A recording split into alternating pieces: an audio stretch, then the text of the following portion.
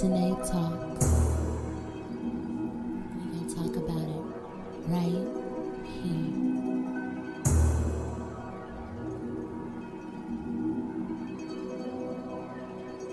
Yeah. You ready? It's Tynee Talks right here. We gon' talk about it right here. We gon' talk about everything you like. I'ma make it real clear. It's Tynee Talks right here. We gon' talk about it right here. I'ma talk about everything you like. I'ma make it real clear. Cause it's Tynee Talks. And I'ma talk about it. Yeah, cause it's Tynee Talks. And I'ma talk about it. About it. Hey. Welcome to this episode of Tynee Talks. Today I have a really special guest, Mr. Ali Siddiq. He's a comedian from Houston, Texas, and he doesn't know how much I absolutely love and adore him, because if you know me, then you know that I love comedy. So after this musical break, we'll come right back and we'll be talking with Ali Siddiq. We don't break the laws. We just make up our own. The internet's best choice for music.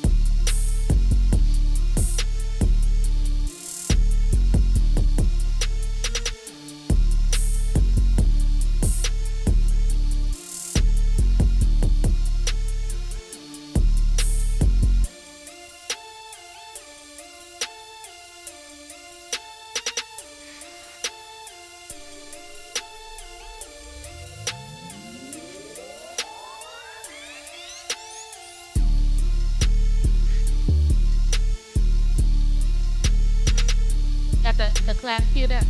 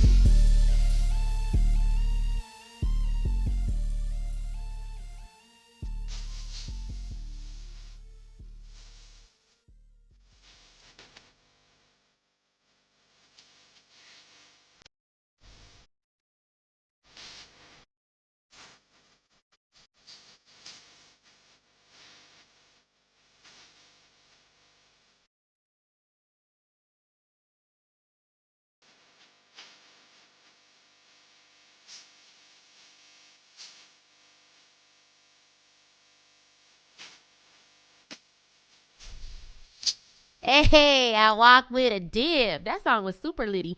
So welcome to this edition of Tynee Talks. If you're just now tuning in, I will be talking with comedian Ali Siddiq today. So welcome to the show, Mr. Ali Siddiq.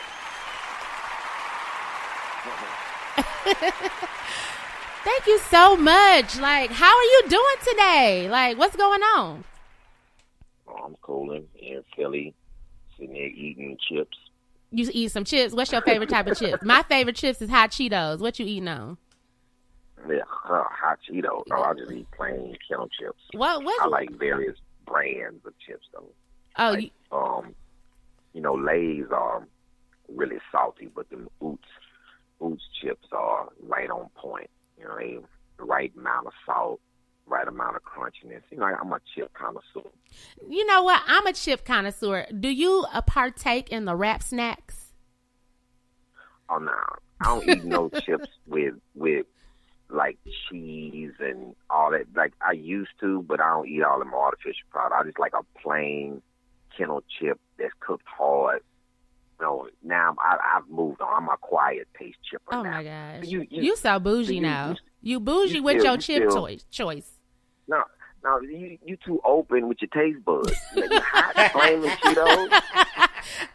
Ali, let me tell you something about my life, because when I told you that I'm out here on the hot Cheetos, you guffawed at me. I don't even know if that's how you say it, but I've been eating chips. You in your 20s? No, I'm 33 years old. He calling you out on them Cheetos.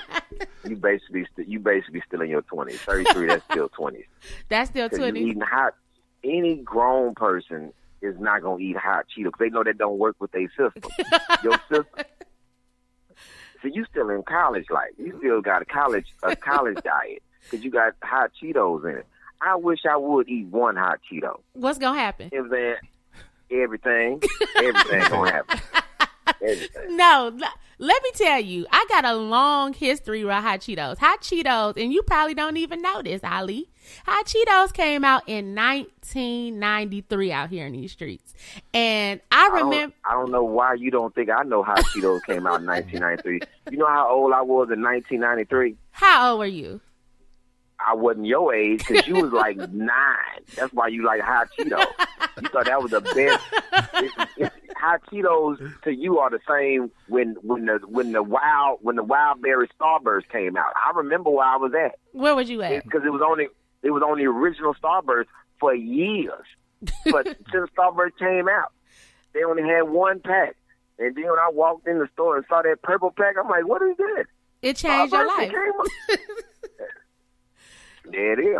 Let me tell you, I walked in the store. I used to go to this, so I'm from Flint, Michigan. I don't know if you know that. Flint, shout out to Flint. I'm from Flint, and there was a corner store about 4 streets over. And I walked in and seen that hot Cheeto packaging. Back then, it was like blue and red. Right. And you could see the hot Cheetos picture on the outside. And it said Cheetos, hot, flaming hot. And it changed my life, Ali. Like, I've been eating, like, all my friends know, they be tagging me to articles about my health and how it's messing up my life. And, you know, they low-key right, because last week I had to go to the doctor, and this might be TMI, but I got to get a colonoscopy. So, I mean, what, a colonoscopy? Yeah, you gotta repair your colon. Lord Jesus. So it's safe to say I need to give up hot Cheetos. I got some. No I got something I can send you. I can send you for that. What is colon repair? Don't let them folks do no surgery on you. We can fix your colon without all that nonsense. You just got to change your diet and stop putting out hot Cheetos in your diet on top of whatever meat that you're eating. And I'll get you some colon repair. I'll send it to you. Thank you, Ali. You look very healthy as I was watching your new comedy special, It's Bigger Than Bars, on Comedy Central. You look very healthy. You're like, I don't want to say you're thin. You're just like, you look very healthy. Your skin looked really well. I watched the comedy special with my auntie, and the first thing that stood out for her about you were your eyes. You have beautiful eyes.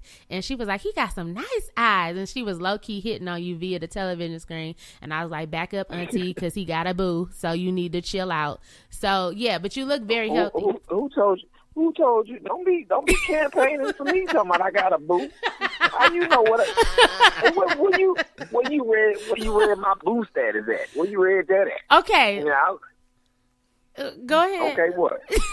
I just be wanting to see. Sometimes reporters be just making up things. See, you see podcasters and social media people just be making up stuff all the time about me. What? Yeah, y'all make up stuff. I'm talking about don't do no investigative reports. Y'all don't have time.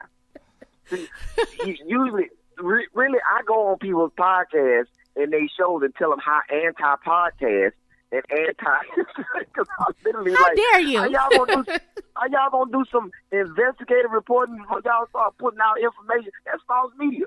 That's almost false media. I'm on every once in a while I jump on Trump's side with fake news. But let me tell you something. Whoa. He didn't even start that.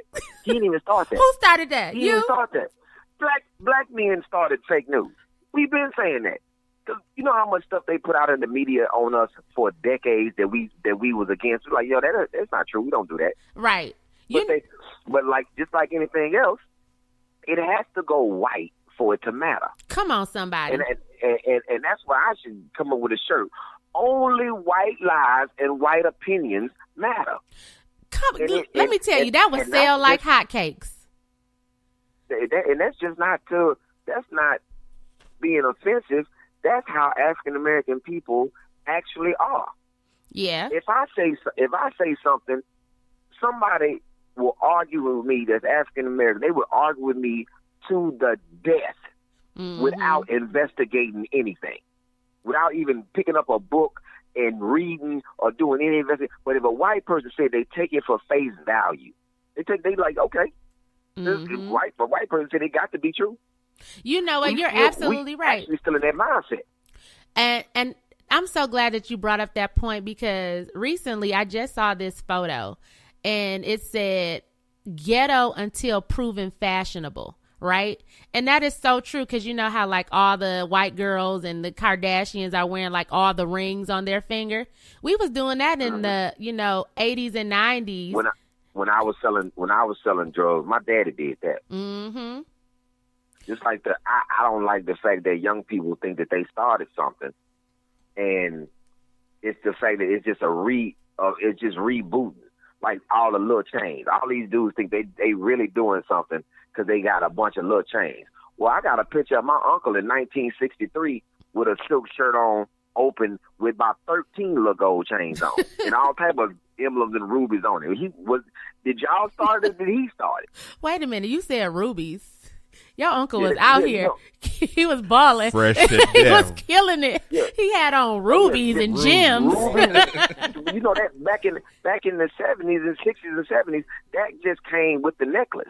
Mm-hmm. That wasn't nothing that you had to actually add on to people. Man, ruby. That you could find a necklace with a ruby on it, emerald. They had all type of rings.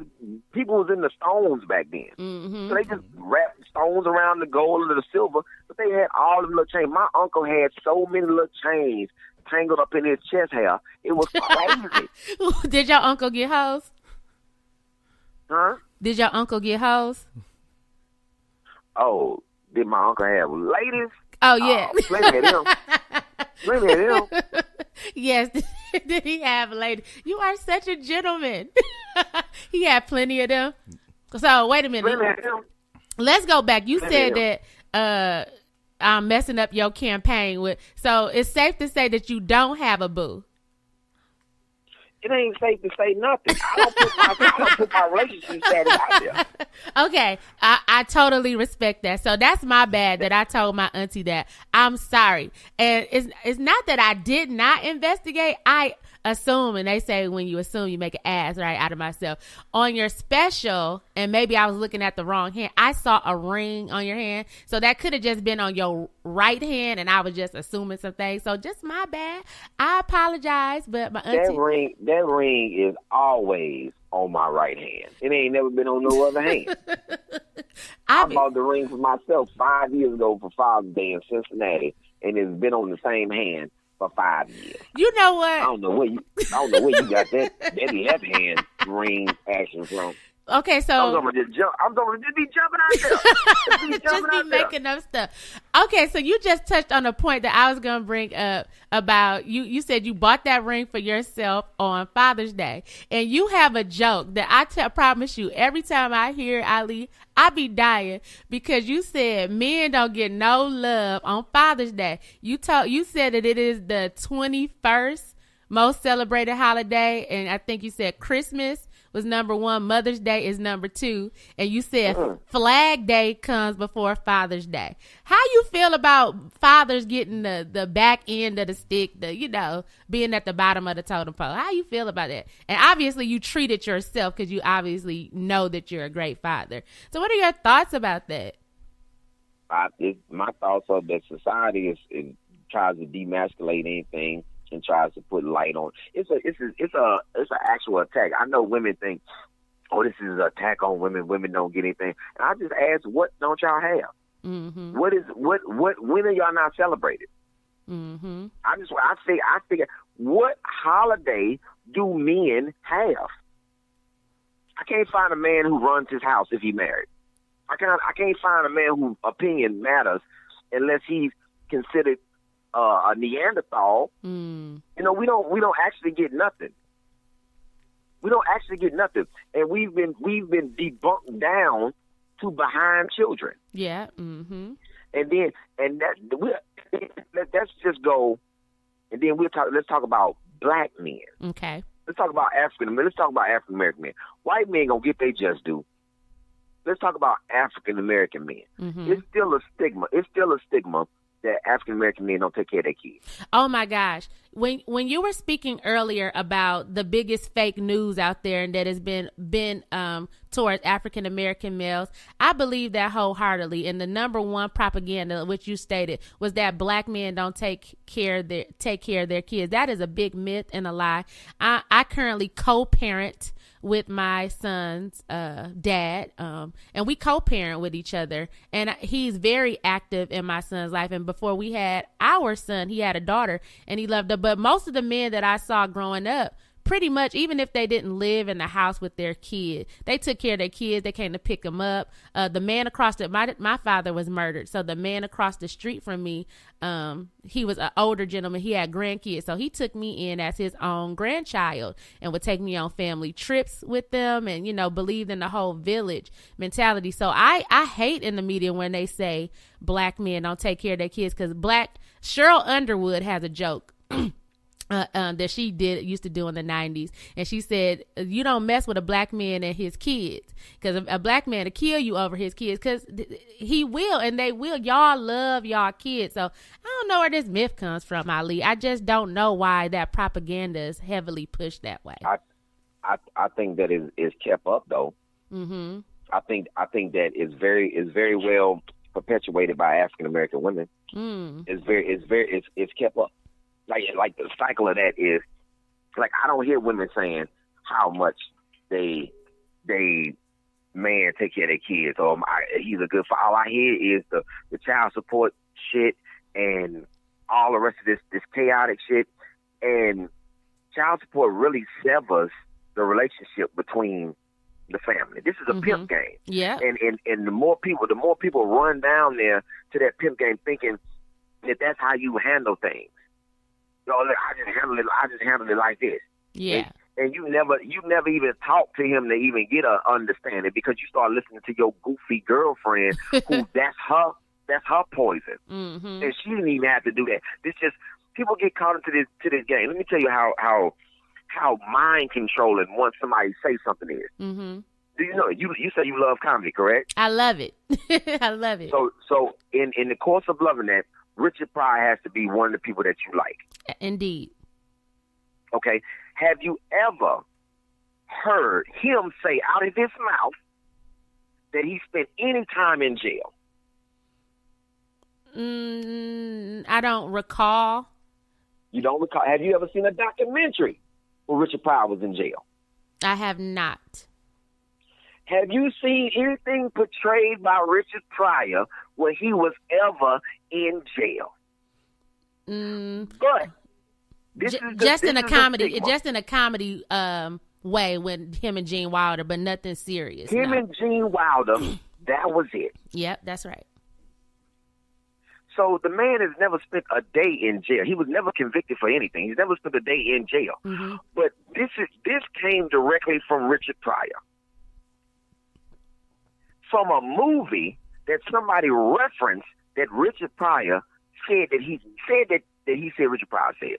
Richard Pryor said that when he was in jail, that he used to keep everybody laughing to keep their mind off his booty. What? That was in House Party. Mm-hmm. That was fake. Right. I've never heard Richard Pryor going to jail. Mm-mm. So now I'm a cat that come out of jail, and that's what people think. Because people ask me that stupid ass question in interviews, and it gets very aggressive after that to let people know. Let me tell you how I was before I went to prison, my dude. Mm-hmm. If it was something, if it was some ruckus to be caused, I'ma cause it, and I do it, now. So don't ask me no dumbass question about if I was in jail to and stand up. To nigga, what? This is the mind state of people. Absolutely. They took that and ran with it. That was made in a movie and ran with it. So they think everybody comes out of jail has been raped, or they was doing comedy to keep something. You couldn't find nobody who would say, "Yo, I threatened him." You said some ill words to Ali, and you still standing up. You still got all your teeth. You still alive. What type of that ain't. But then I'm not the dude who got to prove that I'm tough in the street. So don't come at me in the street, man. If you were man, you don't want to see me. Mm-hmm. Why? But why do I even have to go? You don't want me to be a positive brother, right? You don't want to perpetuate. What you don't do is this. You don't put the Tim Allen on me. You don't ever say, "Oh, so you like Tim Allen?" Mm-hmm. Why you don't refer to me as Tim Allen? You refer to me as a fictitious joke from a movie, right? But you won't refer to me as the real person, Tim Allen. Because with Tim Allen, Mr. Tool Time, comedian, drug trafficking case, delivery, went to jail on it. He's Tool Time, right? You know he's from Michigan, right? Yeah, he's from Michigan. Yeah, I know exactly where he's from. I bring up everything with a point. Yeah. You know how he got there? He still got supported. Mm-hmm. My support, the support for me in the community. Oh yeah, you going anybody negative, you gonna push. Right. Where's the push for something positive? Absolutely. I'm not asking you not to push the negative, but push the positive when you push the negative. See, that was the difference in my era. Mm-hmm. See, my era, you had NWA and you had Ron DMC. That's right. And you had Public Enemy. Dope Man would come on, and then I'm Proud to Be Black would come on right after it. Correct. I feel like you're so right. There was so much more of a balance. I know I'm young, but I'm a child. I love music and I love comedy. Those are my two main things that I love in this world. Music and comedy. Those are my therapy. Those are the things that like get me through my days and nights and everything. And so, back during those times, like you said, you could have, bitches ain't shit but hoes and tricks, excuse my language. But, that was a song by Too Short. But you also had Fight the Power. You also had Arrested Development. And these are things that came, like you said, back to back on video or on the top radio station in your market. And those things are important. I feel like this generation lacks that balance. And when you're off balance, just like in your body, right? When your pH is off balance, chaotic things start happening in your body, just like it's happening out in society. So I believe that wholeheartedly. What do you feel? Because one of the things that you said is, a key thing that you said that stuck out was like child support. And with me and my son's father, that's the number one thing he said. He said, don't get the white man involved in our matters.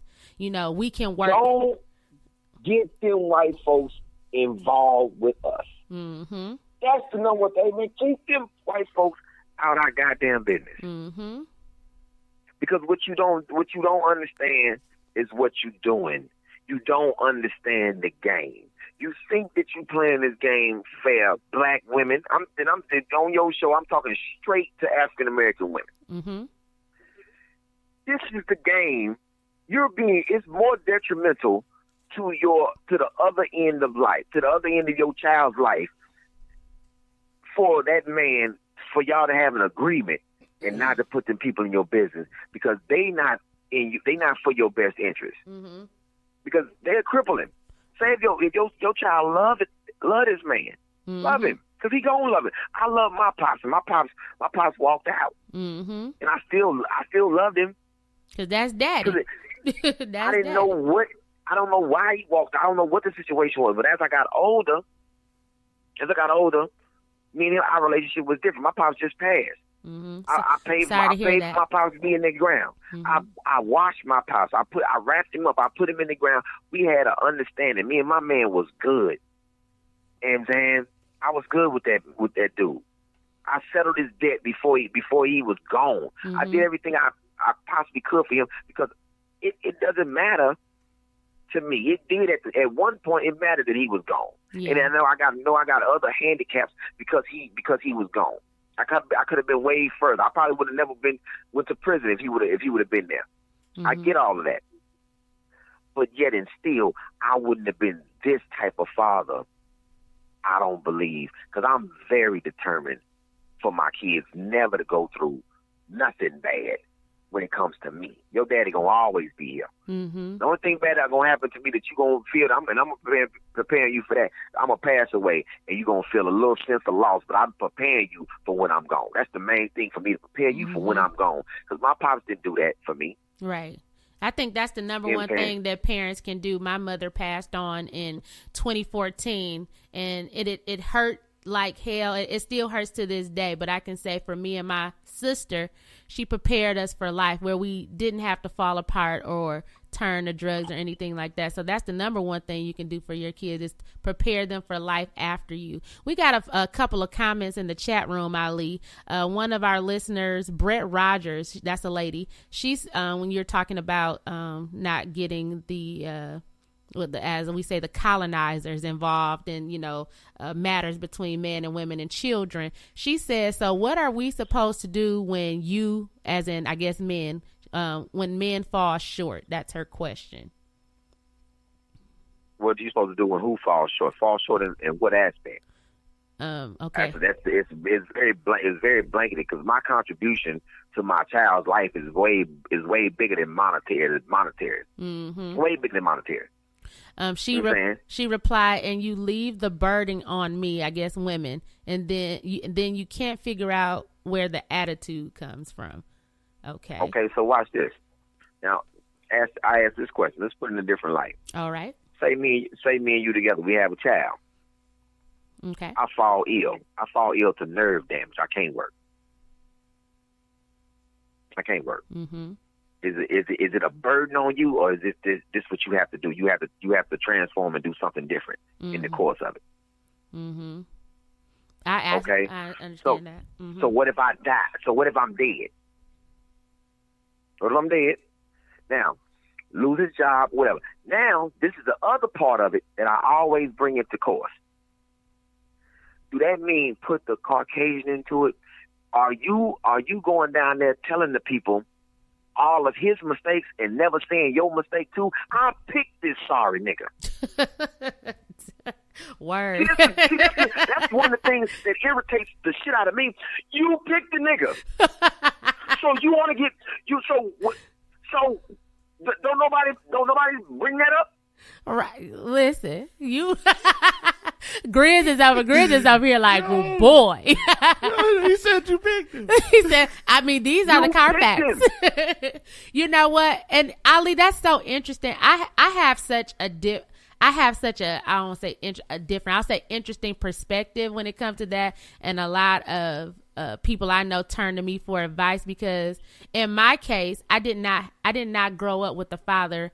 My father was murdered. And so I don't have the, I guess, experience that some women have where maybe they had an absentee father or something like that. So all I know is my mama doing what she can do to, me move my sister and I along, which she raised us to both to get master's degrees and function out here in this world. Shout out to my mama. May you rest in peace. And so,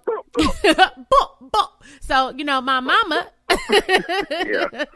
So my mama never talked bad about men. I'll say that too growing up, even though we grew up in literally a single parent household, right? She never talked bad about men, even though she didn't have the greatest relationships with men as we progressed through life. You know, she wasn't in any domestic violence situation, but, you know, not good men, so to speak.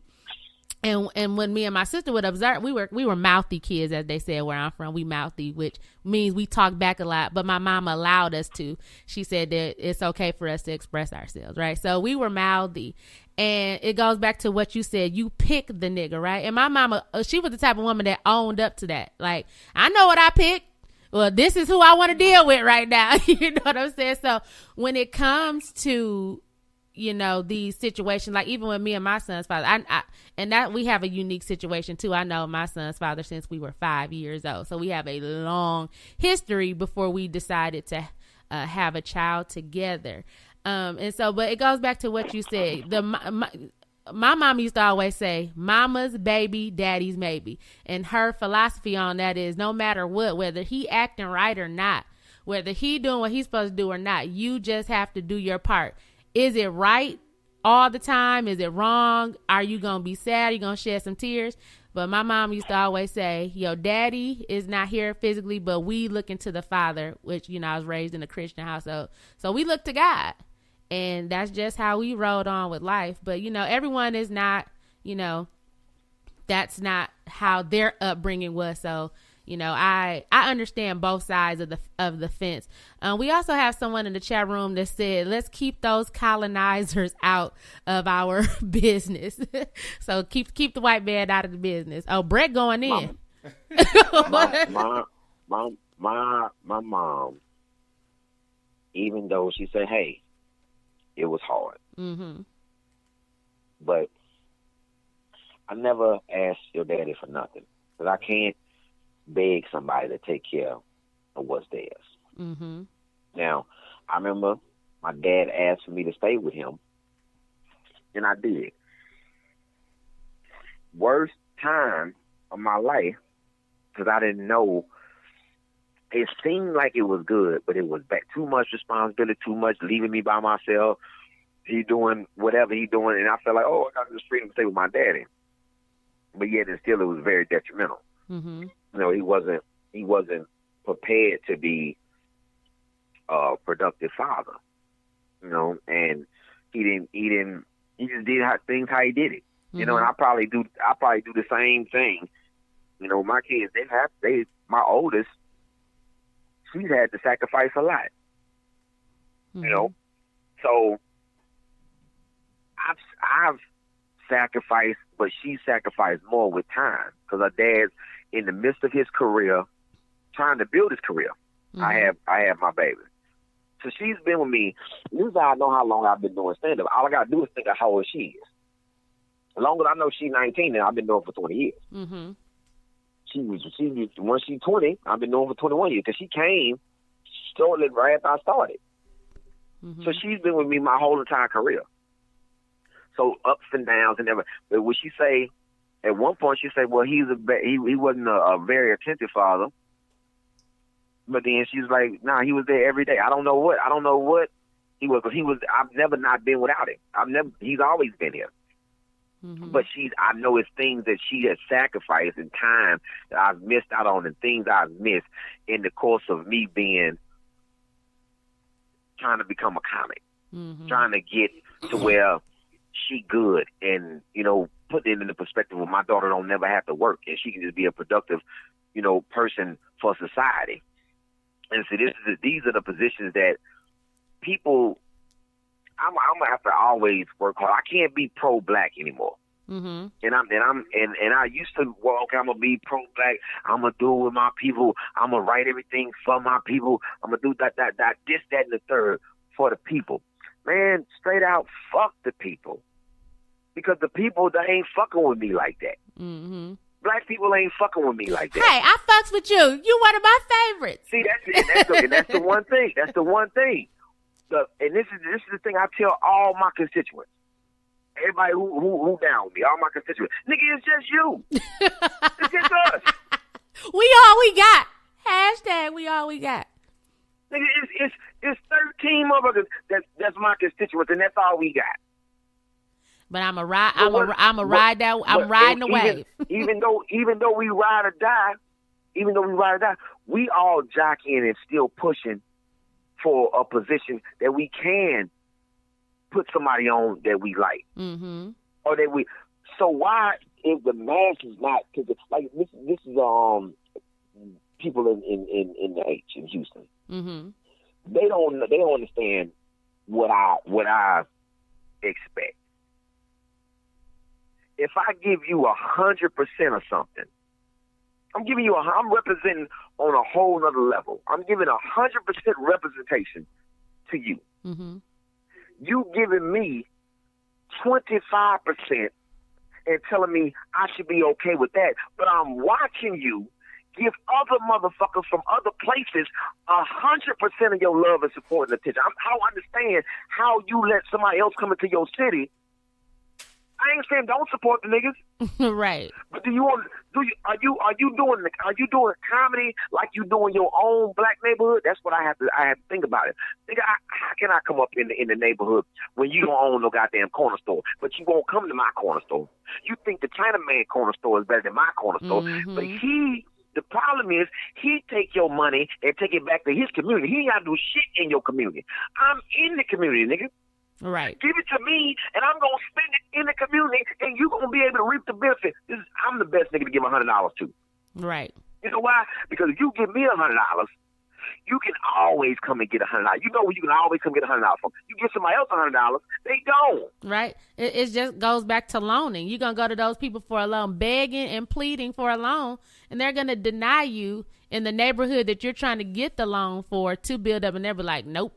You done spent with them all day, every day, and they're going to give it to somebody else to build up on your block instead of allowing you to build the block. I understand that 1,000%. I hated Black Panther. What did you hate about it? When I said it, you know how many black people got mad at me? And I don't care. Because I understand that me and you are two different people. We playing this game two different ways. Mm-hmm. I can ask somebody why they like Richard Pryor. Mm-hmm. And most people gonna always talk about the cussing, but they don't know his political standing. They don't know nothing about him. You just saying that because that's what other people say. Right. Just like with Black Panther, you liked it because everybody else liked it. You didn't look at it for what it was. Mm-hmm. It was Lion King. It sure was, and it was also elite. There was a lot of themes in that movie. It was elitism, like black elites versus lower income people. It was just all these things, and how sometimes we rise to the top and we don't want to give back into, like, going back to what you said, like, to our communities, because we feel like we have arrived, so there were so many themes in that movie. But when people are not critical thinkers, Ali, they can't think outside of what, like you said, what's popping and what's popular. They can't think outside of that because they feel like they going against the grain, or it's a deadly sin. Like, no, you didn't say you ain't like Black Panther. You cooning now. You a coon, So it's like. And then that's the funny thing. I'm like, no, nigga, you the coon.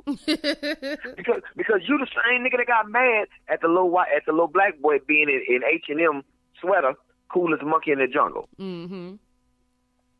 You the very person that got mad at it, but then you made a movie, $1 billion, with a nigga in there grunting like a gorilla, like a monkey, a whole team of them. I didn't even get that part, because I myself did enjoy the movie. I did go see it. I even dressed up. I was out here, Ali. Go to my Instagram at Tynee Talks. You can see me. I was super cute. I did enjoy the movie, but however, I'm a critical thinker, so I could see all points. And I actually did a podcast on that, and I had an African on the show as well as an African American. We really dug deep into the movie. You know how mad I was? My African partners, that I was apologizing to them. I said, my fault, brothers. Mm-hmm. Disrespectful American niggas around here wearing dashikis like that's something that you actually wear to somewhere. That's a goddamn work shirt. It's a work shirt. Mm-hmm. You trying to represent these people with a dashiki on, with a work shirt on? You look like we don't wear that shit nowhere. Mm-hmm. But you didn't dress up like Coming to America, because that's the real goddamn look. That's the real look. Mm-hmm. Being royal when they go somewhere, looking like. But black people had on African work shirts, thinking they was. And then you saying Wakanda forever, but don't know shit about the continent. Don't know nothing about Rwanda, Uganda, Ghana, Sierra Leone, Seychelles. Don't know what's going on in Tanzania or Uganda. You know what I'm saying? You ask these young black kids, where is Egypt? They think Egyptians look like Pakistanis. Right, because that's what the American media has sold them. Morocco apparently is not in Africa. And it's crazy because one of my former students is Egyptian, and she has the most beautiful, smooth, midnight skin. I mean, it looks like the midnight sky, but it's so smooth. And she's Egyptian, and from Egypt, and the kids look at her like, you from Egypt? Because they've been sold this idea that everybody there is like fair skin, or like you said, looking like Middle Eastern, and that's not the case. We come in all colors, so that's just fascinating. That's back to trying to sell the little white man as Jesus. That's back trying to change the narrative through color. Mm-hmm. Jesus was like Red Fox. With the woolly hair and the tan skin. Jesus, I don't know what Jesus look. I know he don't look like that Michelangelo da Vinci picture. I don't know what he looked like. I just know the description of him. So I asked African American people this. If they do that, come on. What else did they do? Why you believe so much? Mm-hmm. To see African Americans are still, as long as we perpetuating Christianity, we locked into what they doing. Because I asked anybody this. Anybody. If we all agree that we came over here, they robbed us, raped us, and stole and stripped us of everything. Now, we can all agree on that. And we all do. I ask this question all the time. We all agree on that. Mm-hmm. So what you saying to me is that religion is the cornerstone of somebody's, like, their way of life. It's the cornerstone of their way of life. Mm-hmm. So what you telling me, they were so righteous and so, their heart was so compelling that they took the most important thing from you and then gave it back to you. That's what they did. That's like saying a thief will break in your house, steal all your valuables, go through the stuff, and take and say, this ring right here. It's probably an heirloom, a family heirloom. It probably belongs to somebody. Let me go back over here and knock on her door. Hey, now I'm gonna keep the rest of your shit. So I'm gonna get this back. I'm gonna give you this porcelain serving plate. Like, I get what you said. I never thought about that in that context, but you're absolutely right. So, Terrence in the chat room said, "Preach, Ali." He said he gonna preach. It's like we watched Nat Turner. We watched the movie Nat and didn't give a shit about what it meant. Mm-hmm. Didn't dress up like him. It wasn't fashionable, Ali. Duh. Well, okay. Well, let me tell you what was fashionable. Marshall came out right before Black Panther. Why niggas wasn't in front of Marshall dressed up like attorneys? Because he was a real superhero for us. Because they don't know who Marshall is. Duh, Ali. They don't know who Black Panther is. Look, I'm being sarcastic. I know. I listen. They don't know that Black Panther was married to Storm.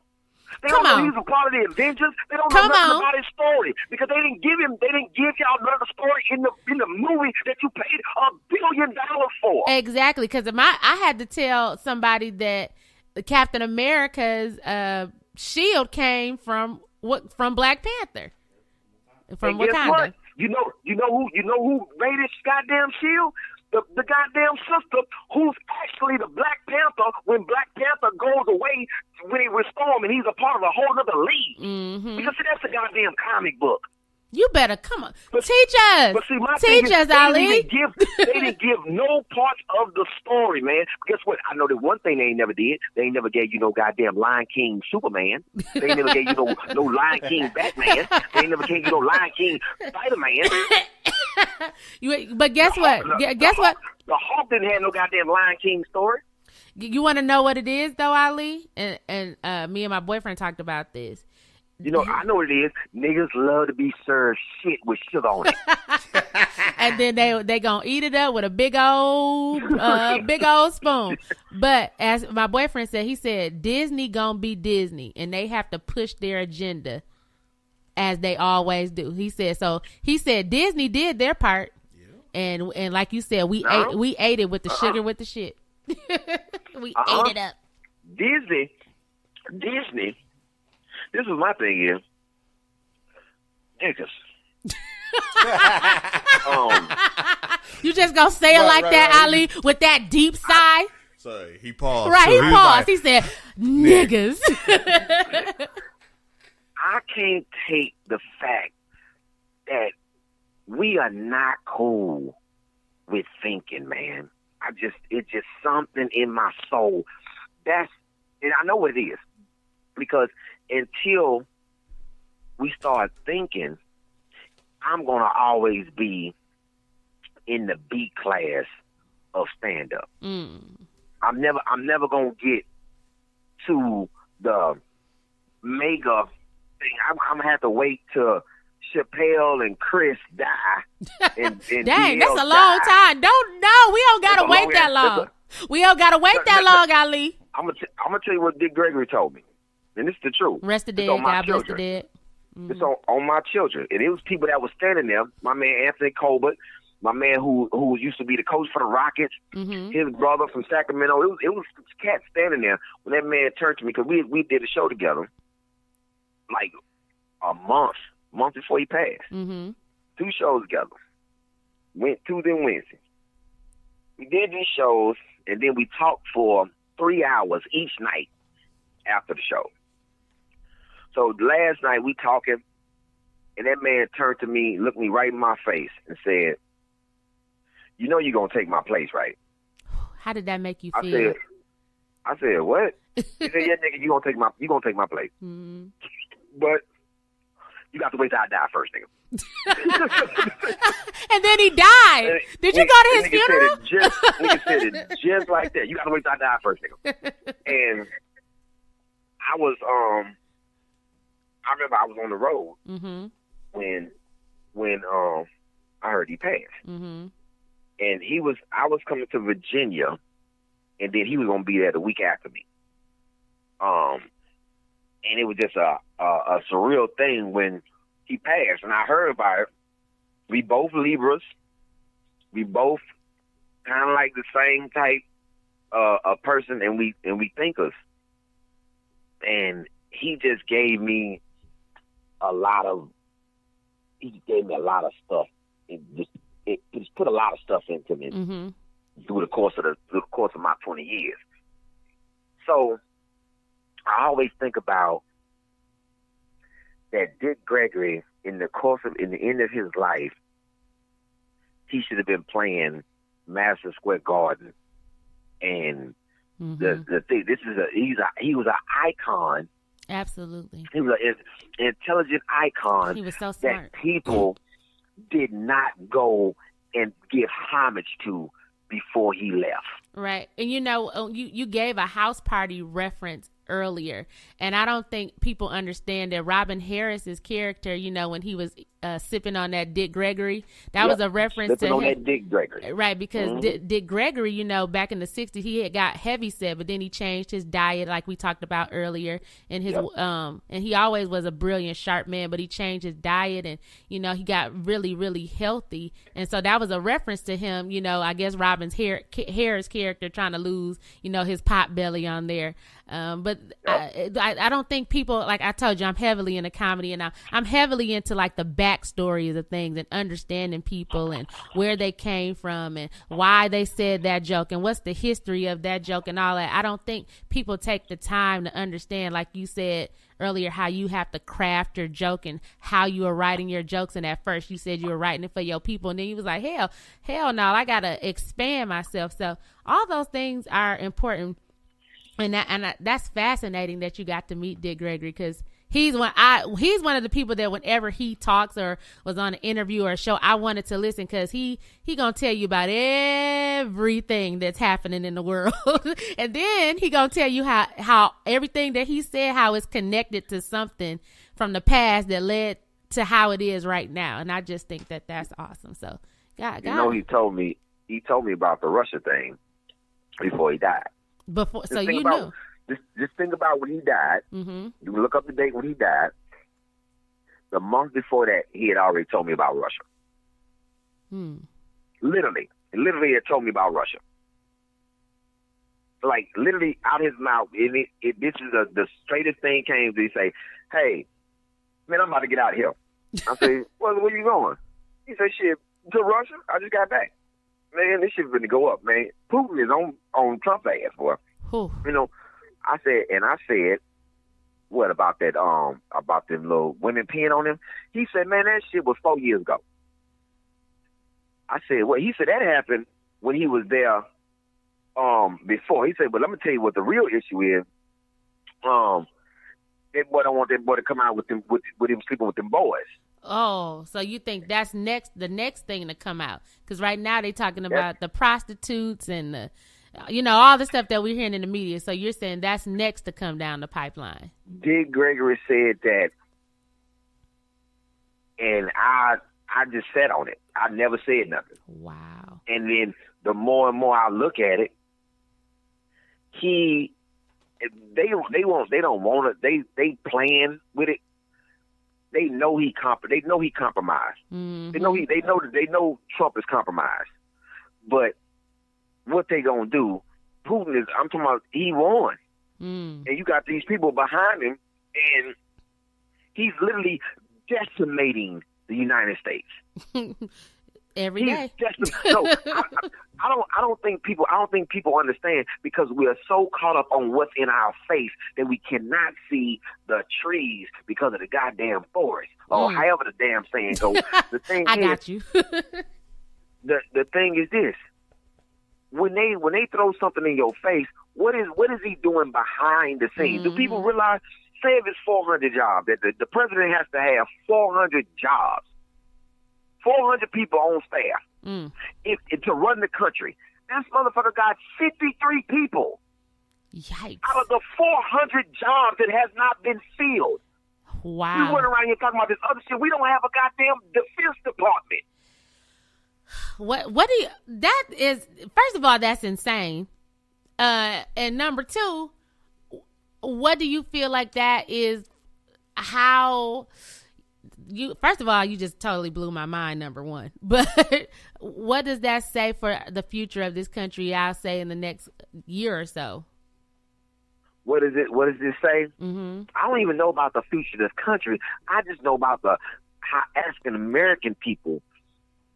We have to think on this level. $1 billion, man, we spent on a movie. On a movie. We made somebody else billions of dollars on a movie. So you trying to tell me that we couldn't have put $1 billion together to buy? I'm talking about to straight out purchase. Nigga, let me purchase Oregon. Let me purchase Oregon. Y'all ain't using the motherfucker. Let me purchase. Right.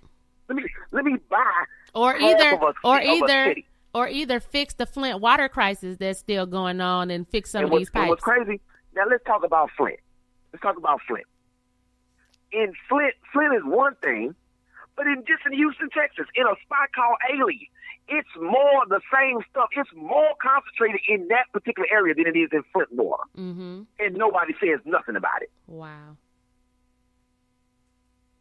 Flint came out due to a scandal. Mm-hmm. But it's been in the water, shorty. Right. It's been in the water. So how many other cities are going through the same thing and nobody's saying nothing? Right. And you know, Erin Brockovich, she they shut her up, but she found, after the Flint thing, she found other cities that it was happening with the research, and basically they shut her down. The articles came out, and then they were there, and then they disappeared. So you're right. Now watch this. Why are we not still talking about it? Because we so microwave and so Instagram and so Insta life that we can't keep focused on nothing. We can't. We so Insta life can't keep focused because you moving on to the next thing too fast. You rushing through your life and you ain't living it. That is a whole word right there. Where is a clap, clues bomb? Yes. Rushing through your life. Ali, you just said a whole word. You're absolutely living an Insta life. Did you know that the attention span now is at 8 seconds right now? People's attention span is at 8 seconds. People at 8 seconds. Mm-hmm. 8 seconds. And people. Let me tell you how detrimental it is. Let's go flip back to something we talked about. You know why most relationships end up in separation?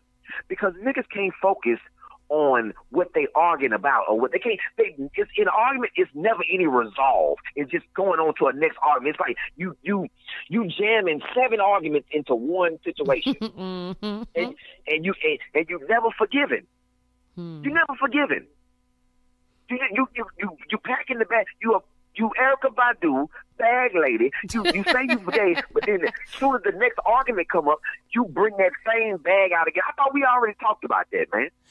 I thought we already got past that. What Erykah Badu say? She said, "Bag lady, you gon' hurt your back, dragging all them back like that." That's what she said. And so she gonna hurt herself. Keep bringing up that old stuff.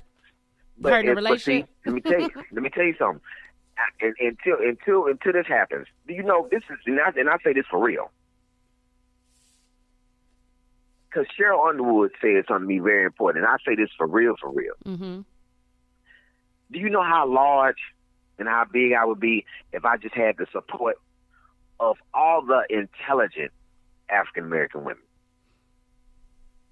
Not the ghetto girls, which I love to death, because I love hood girls. But hood girls fucking do whatever. Hood girls way better than bougie girls. Because bougie girls give up too fast. Hood girls, nigga, this is my nigga.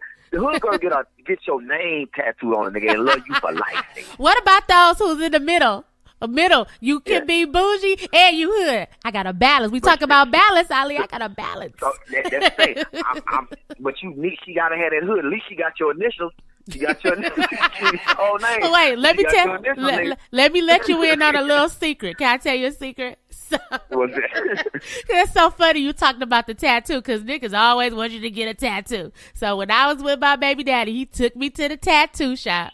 But he was like, "You gonna get my name?" And I was like, "I ain't gonna get your name, but I get your jersey number." So I got this nigga jersey number tattooed on me, and he got my jersey number tattooed on him. My mama.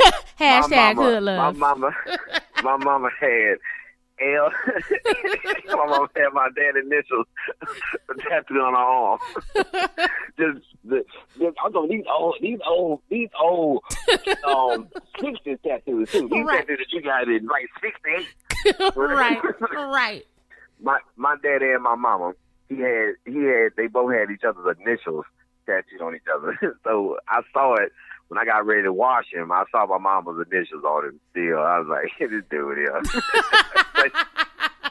But Ali, this is the gag. I be lying to people when they ask me what the number mean. I be like, this Kobe number 24. It's this rap lyric that be like 24 hours after the day I am the same. I be like, that's where that came from. But the reality is, this nigga took me to the tattoo shop.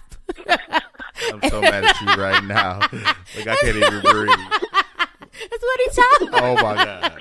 So now you making up excuses for the tattoo now? I be lying. I be lying, okay? He's like, yeah, you know, 24. You know, I'm only 24/7. You know what I'm saying? or I let people like make up what they think it mean. They be like, you got that when you was 24, huh? I be like, Boy. Look, you might as well just get a slash and put a 7 right behind it. Be like, yeah, 24/7. On it, you know what I mean? I'm Flint 24/7. That's for sure. So wait, okay. So we were talking about put a slash to 7. I'm not over that was first of all, that's a genius idea, and I Right. might do that shit, and then have Flint under it. Oh my God. Get a slash and a 7 and put Flint under. Yes, Flint 24/7, nigga. Ali, she don't need no more ideas, bro.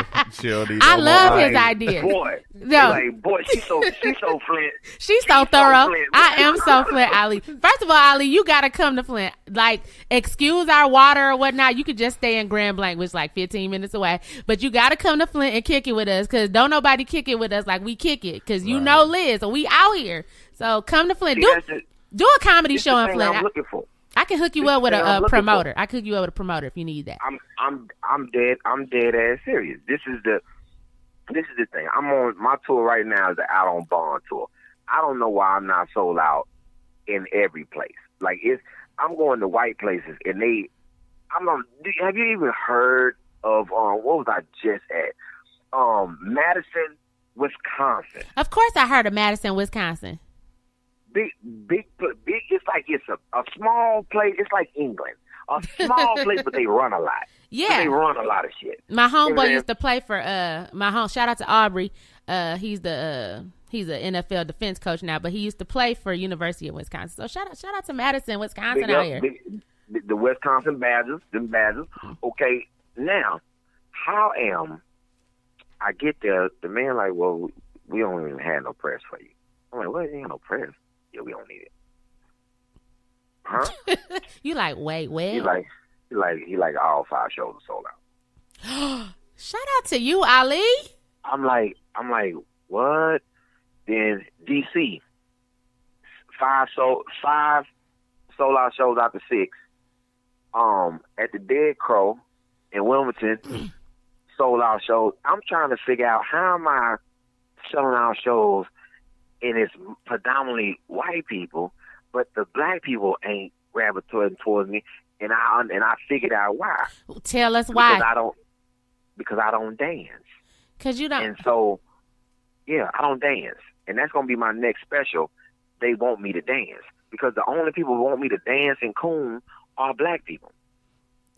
Ali, that ain't true because I'm black and I bangs with you. No, you probably brown. I'm dark skinned. Ali, I am a dark skinned girl. But you still probably brown. You dark brown. You're not black. You dark brown. Okay, my thing is when I say it like this, mm-hmm. and I keep trying to tell my constituency. I don't call people my fan. I don't have no fans. I just have my constituency. Mm-hmm. I tell my constituency, nigga, it's just us, nigga. We can't be. It's just us. Ali. So when I'm saying black people, I'm not talking about the 80 people that's down with me, and they know I'm not talking about them. You didn't increase earlier. You said you only had 13 constituents. Now we didn't ease down. We didn't ease down up to 80. My partner hit me talking about what about the blood? I said, okay, nigga, my fam. I'm on the. It's something I be forgetting I'm on the 5. I'm so grown. I'm like, come on. You listen, you cannot forget about the Bloods, nigga. Now listen. Ali. Let me tell you why I can't ever forget about the Bloods. So nigga, I'm one. And then D.L. Hughley. D.L. Hughley is crazy, man. He was on Tom Jones' the show when he was on Dancing with the Stars. Mm-hmm. And that fool say Tom asked him a question. That fool say, Tom, man, I'm just dancing for the Bloods, Tom. I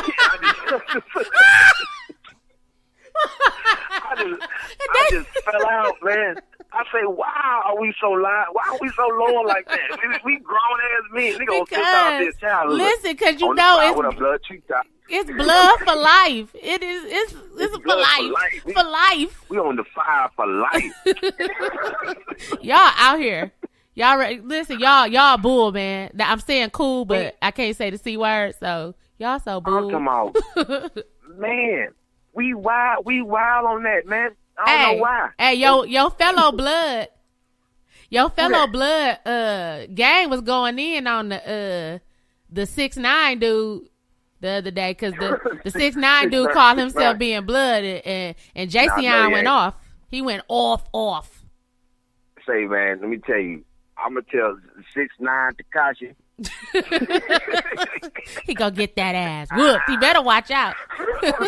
Hey, you see what them Houston boys? You see what that Houston boy did to them boys in the airport? What they do? Yeah. Oh no, you ain't see Tekashi got them hands put on him at the LA airport at doing All-Star game. Let me tell you, he playing in the wrong playground. He better act like he what's the fictional game from Meteor Man? What's the fictional game called? With the gold on. He can't play with the real stuff. He can't be playing with the real stuff out here. See, I don't like when a lot of cats be. I don't like that I didn't like that Cardi B said that about the other side, because see the other side, I know a lot of real cats from the other side and they ain't play like that. Mm-hmm. So and I think that a lot of times the music industry should leave that part out alone of it, because mm-hmm. it's just it's the music industry should take heed like this. And this for blank this across the board. It's like you being cool with a white boy and he say nigga around you. But he can't do that around me. He can't do it around me either. Because, nigga, I don't play them games. No, I'm talking about, because, it's black dudes that's like that. I know some of them, You let white boys say niggas around you and Mexicans and all the rest of that. But then they think that that's cool, and they don't understand. It's real niggas out here that'll turn the fuck up. Preach. Like me. on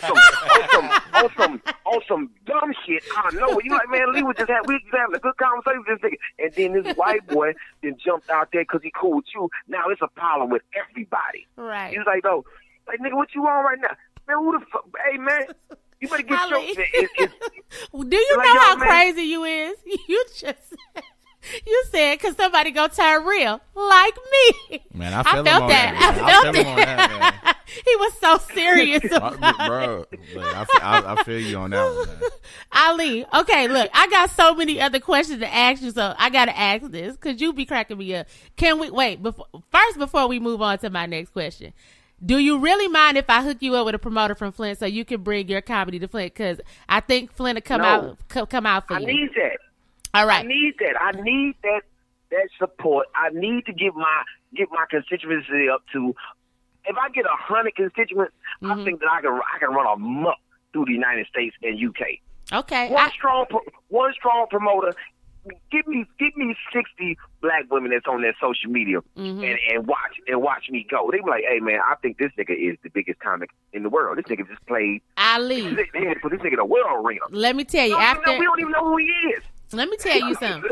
Well, after we done with this interview, I'm putting you with the promoter from Flint, and you doing a show in Flint. I'm obviously in Dallas, so I won't be there unless you do it when I come home to the Central Tailgate. So if you wait till so you in Dallas, right? I'm in Dallas, yes. I never sell out when I come to Dallas, and it's right up the street from me. I don't know no Dallas promoter. Well, I don't know no Dallas promoter. I'm coming to Arlington, and I'm coming to Addison. When? I'm coming to the clubs. When? You can look on my Instagram. My whole tour is up. The Out on Bond tour. I don't know the date right off the hand, but I know. No matter of fact, I'm coming in April to Arlington, and I'm coming in October to Addison. Okay, I think your April show, I'm supposed to be in Jackson to go to my cousin's graduation. If I don't go, I'm up in that thing, and we taking senior pictures. We taking a whole bunch of selfies. And I'm gonna be laughing real loud. Yeah, I'll do the Flint. Let me know. Okay, I'm gonna let you know. So if you booking Flint, I'm going. I'm flying back home. we about to make this thing pop out here. I'm going back home. If you booking Flint, I'm coming back home. I don't got no Dallas connections like that, but I got all the Flint connections out here. Okay. I got Flint on lock, Ali. That's nothing. All right. Okay, so go ahead. One time you did this joke about your kids. You took your kids to Disneyland, and you said the white kids were happy and your kids was ungrateful. Now, let me tell you about these kids being ungrateful. I can relate to that story, Ali, because this past Christmas, I took my goddamn son to Disneyland. Not Disney World, I took him to Disneyland because I was on a budget. Do you know this nigga was ungrateful? And I wanted to square up with his ass, like literally fight my son. And like later on in the day, he started having fun. Like once we got on Space Mountain and Stone Mountain. So how did you feel about that? Like, do you be wanting to fight your kids? Because I be wanting to fight them. Did you hear the joke, the whole story? I don't even say my stuff as jokes no more. I just like, did you hear the story? So I damn sure let them kids have it. So I turned around, I'm like, let me tell y'all something. Next time I turn around, if I don't see y'all motherfucking teeth, it's gonna be a problem, nigga. and they was smart. They was smart. I was talking reckless again. And my daughter knew. And she's like, anytime this nigga starts talking about how much money you spend, you better get this shit together. Right. You gotta understand. I'm not maybe like 5 or 6 years in stand up. Right. You know, I'm making some bread. I ain't making it like that. Nigga, I didn't put this together. I did a show that I didn't want to do just to get the bread. Right. You know, I'm like, yo, this $4-5 grand. I'm like, man, hey man. Y'all better act like this is the time of y'all goddamn lives. Hey man, hey. Look, I don't even know how many hey mans I said. I'm like, hey man, I walked off from the children. And then I came back and said what I had to say. I left them children standing right there. They could have been taken. They could have been taken. I had to walk off and just come back and say, man, let me tell you some square business on everything. Everything I love. This on everything. Did you see that little white boy just run past us with duck feet on and ears and sucker juice down his arm, grinning and shit? All right. Sucker juice down his arm. Do what he doing. Now, this going to be the first time I follow the leader, goddammit. Do what he doing. Because if I turn around again, and then they at the time, they told their mama, because like, my mom walked up like, what's wrong with y'all? Oh, yeah, y'all just sitting there grinning. Daddy said, and he turned around again and he don't see our teeth. You don't knock our motherfucking teeth down our throat. Like, wait a minute, why black people talk to their kids so reckless? Because I told my son too, I knock these things. Like, I be talking to my son so reckless sometimes, and I be like, Lord forgive me, and he be like, Mom, you said that you were gonna stop cussing. I said, well, you be driving me to cuss. Stop acting up. Stop doing shit. You want me to stop doing shit? Stop doing shit. Ali, when I tell you we was up in that park and my son was acting ungrateful, so when we went in, and I'm just like you, I was bringing up how much money I spent, how much the flight cost, how much the tickets cost, what I had to do, and you want to cut the fool on me, and I don't got no money, Ali. I am a educator, okay? I get no money, but the grace of God, okay? And so we went to the parade. You know he has got an attitude during the parade that I had to snatch him up by his neck, and he said, it's too long. Nigga, I will stab you. Whoever listen to this, don't call CPS. I ain't gonna stab my son, but I wanted to fight him. I wanted to stab him. AJ be going in though. Well, you said you would stab yours. Stab the shit out of mine. Hey man, hey, ain't that funny? I tell them kids straight out. You can call whoever you want to call. But I guarantee you don't look at movies about Foxcare. Nigga, don't think Little Bow Wow is how it really goes. It don't go like that. You don't get no magical shoes, nigga. You don't get no magical shoes, and they draft you in some basketball player. We so violent against our kids. We so violent. Your life is gonna be like Precious, nigga. You seen Precious? That's what Foxcare is, nigga. Precious. I'm so over you right now. He said your life gonna be like Precious. I literally just choked. Oh my God. You irritated. Speaking of Precious, you just gave me a great segue.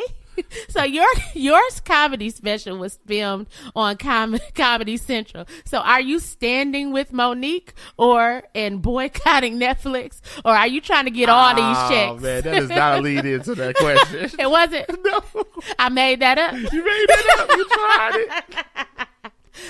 Okay, Ali, I need to know. I'm I'm on Comedy Central, and my next 2-3 specials, I don't know who they're gonna be with. Hopefully, I can get all the networks. Hopefully, I can go do HBO. I can do Showtime, and I can do Netflix. I can do a special for everybody. I want to do 2 on Comedy Central and one on each network, and then Netflix or whatever. But whatever comes my way, I'm cool with it as long as it's stand up, and I'm not putting nothing out there to be detrimental. But that's the thing. I'm like I told you earlier, I'm not pro-black no more. I used to be. I'm not with that shit no more. Monique, You off that? now Monique, and I'm gonna be Frank. No, I'm gonna just be Ali. Like Frank Ali. He said I'm gonna be Frank. No, I'm gonna be Ali. Yeah, go ahead Fuck and be that. Ali. We don't know Frank. Go ahead and be Ali. Okay, Monique. This was a lot of things. Mm-hmm. This was bad management by her husband. Amen. This is emotional management by her husband. This is misappropriation and delusional grandeur by Delusions. Monique and her husband. Because this is how it would have went. Say I'm Monique manager. Monique called me with the emotional bullshit. You know, babe, they offered me $500,000 to do a special. And I was like, nah, bitch, say it in the proper context. They offered you $500,000? See, it sounds different when somebody say $500K versus $500,000. Yeah. Okay, cool. Okay, now let's go to this. And I'm like, what's the problem? Well, they just being disrespectful. I'd be like this. Okay. Wait, let's do it over. 2 weeks. Let's do it over, Ali. I'm gonna be Monique, and Okay, you go be ahead. my manager. Okay, you my husband, boo. Slash husband. Slash husband. I'm ready. Okay. Hey, sugar. Hey, daddy. You gotta say what's up? that. What's happening? Daddy. What's up, Mo? They offered me the Netflix. Had the nerve to offer me, Monique, the queen of comedy, $500,000, Daddy. Now, what is we gonna do? What is we gonna do? Okay. We gonna sit on it. We gonna sit on it. Okay. Let me handle it. Let me talk to him. We gonna see what we can squeeze out of him. We gonna sit on it. But let me know. Hey, Sugar Bear, let me tell you this, all the real. Now, wait, Daddy. don't I'm the go most on social decorated. media. I'm the most decorated comedian, Daddy. Hold on, boo. Okay. Hold on, boo. Mama, I love you. I love you. Okay. Head game is crazy. Yes, Daddy. Your head game is crazy. Yeah, I love you. Whoopi Goldberg's still alive. She's still alive. She is. You can't be saying you're the most decorated. Whoopi is still alive. And she on the View. Every day. I'm clutching my pearls. She got two ponies. She got two Oscars. She's still getting money from Comic Relief with Billy Crystal, and so she hosted the Oscars, boo. So shit, you can't. Damn, you said decorated. You said you the best decorating Tommy. Now you a motherfucker with that bedroom. Now you get the food with that bedroom. Fool in the bedroom. I said decorated in the bedroom. Decorated. I thought you said you the most decorative. Cause our house is amazing. Yes, Daddy. I'm like, I'd have been saying all type of shit. Is Carol Burnett dead? Right. So I'm like, basically, you said you the most decorated female comic, or did you say comic? Because if you said comic, you do know. I just believe you do know Eddie Murphy is still alive. It's like there's all type of niggas alive. Jamie Foxx is alive. I'm just going on people who got Oscars. That's what she's trying to. If she's trying to go to awards, because you're not. If Monique, if you put your resume up against Whoopi Goldberg, well, they wouldn't offer Whoopi Goldberg $500,000. She make $1 million on The View. well, But see, the thing is, Monique, emotional dumb shit by her husband. Because this way I would have looked at it. Cool, ain't nobody else offering us a motherfucking thing. So this is the relaunch of us, my nigga. This the relaunch. Nigga, ooh, Netflix about the relaunch of my nigga. Listen, We out here, baby. Out. we about to make $2 million getting ready for 500,000. We about to rebrand out here. You dig what I'm saying? Because we're gonna sign with Netflix, and then we gonna get ready. See, that's a lie Monique told. She said, now Netflix told her that she couldn't do stand up. Now you a lying ass. You're lying ass, Mo. So let me tell everybody how it really go. Because, nigga, I got a contract with a network. They never going to tell you that not to do stand-up when you getting ready for a motherfucking stand-up special. Well, You have to do this material.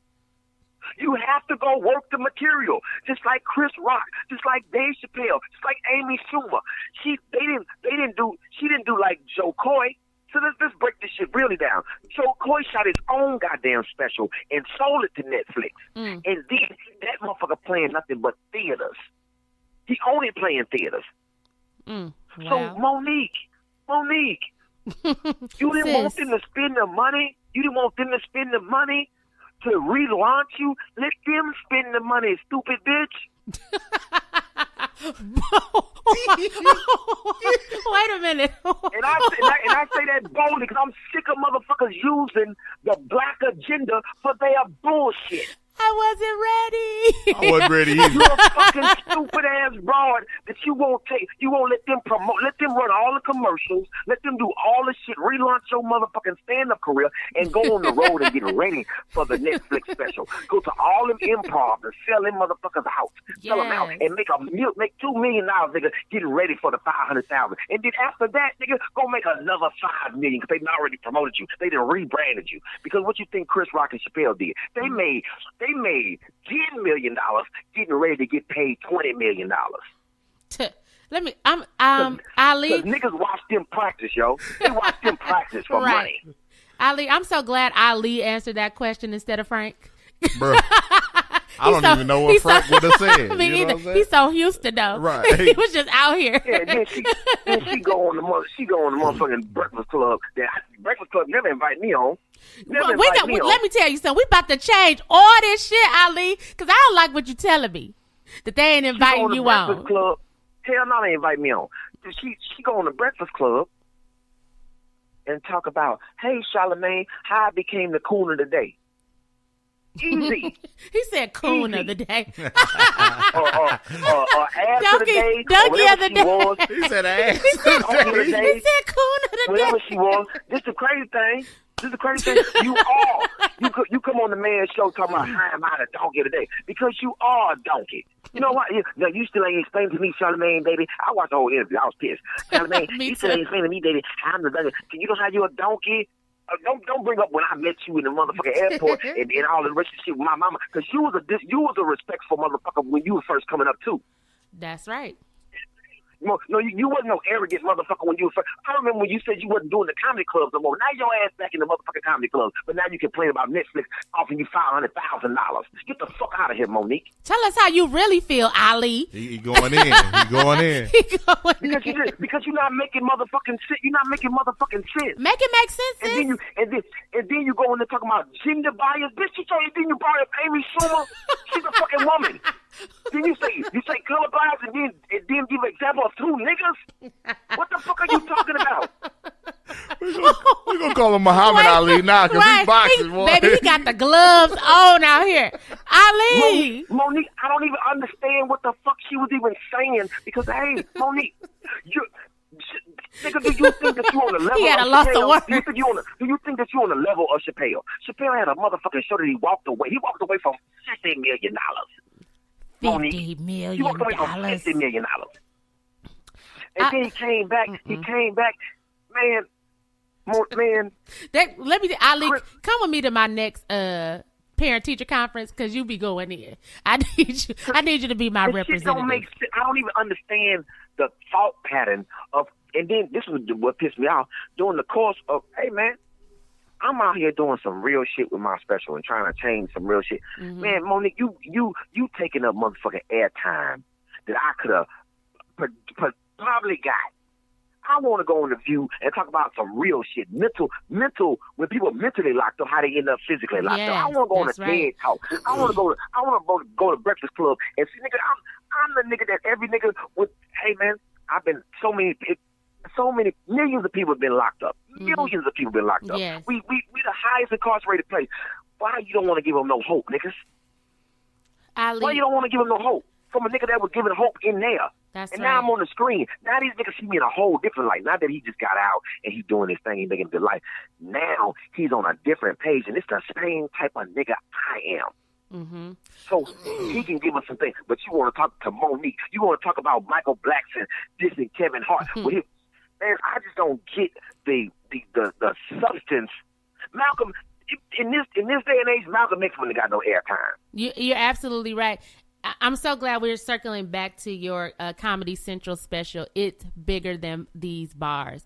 And I watched the special. I love all your comedy, number one, but I love this special because I loved how you, I know you had to go to a jail because Texas wouldn't allow you to go into the prison. So you had to go into the jail. But I loved how after every commercial break, they would show you talking with the inmates and how you were giving them hope and how they seemed so relaxed talking to you. And you were so genuine and so sincere because you were in their shoes before. So you and they could tell you wasn't on no bullshit. You know what I'm saying? Because when people are already in they down bad, right? Because they locked up, that you in a down bad position, and you gave them a glimmer of hope. And so, Mark, why?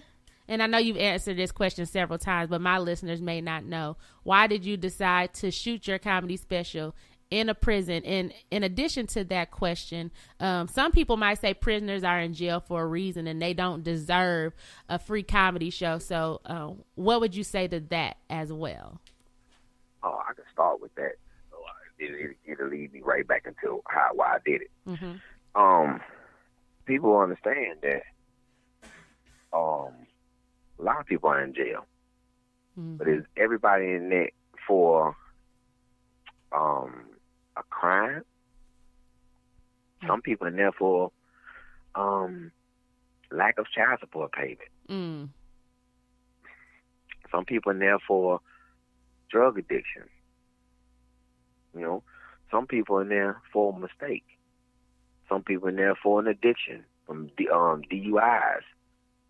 It's a lot. It's more than just murderers and killers and thing. And then it's a thing that irritates me because even in that prison system, and just like in society, the criminal, say me, the drug dealer or the hood dude or whatever, you want to make me a villain, but then the real villain, sexual predators and child molesters and rapists, you treat them as patients.